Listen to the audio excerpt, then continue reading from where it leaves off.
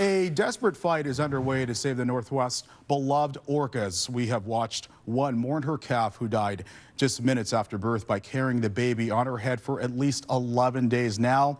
Local scientists are saying another is in danger, a 4-year-old who might have just days to live. Researchers hope to know by Monday if they have a chance to save her. But as Cairo 7's Dee Sun reports, intervening to help an orca is extremely rare.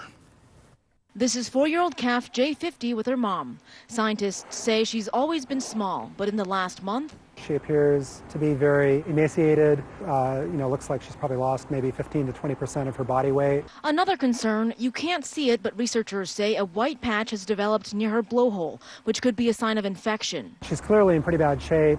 Other whales that have looked like this have typically only survived for, maybe a period of several weeks. 2 groups of scientists are monitoring her by boat, one from Canada when the pod is in their waters, and one from NOAA.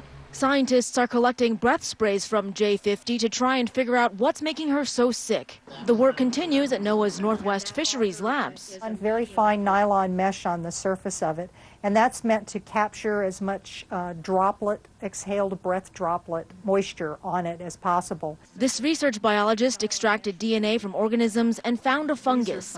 It's hard to say if that's what's causing J50's illness, but the work will help veterinarians and marine biologists develop a potential treatment plan. Some options include feeding her Chinook salmon or even medicated salmon.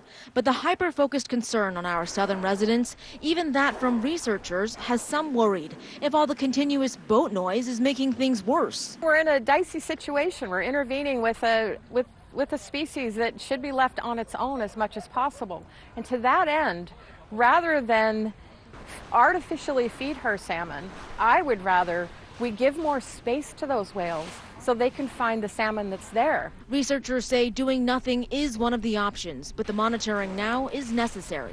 It's a lot of noise, but I think it needs to be made. Dee Sun, Cairo 7 News. It is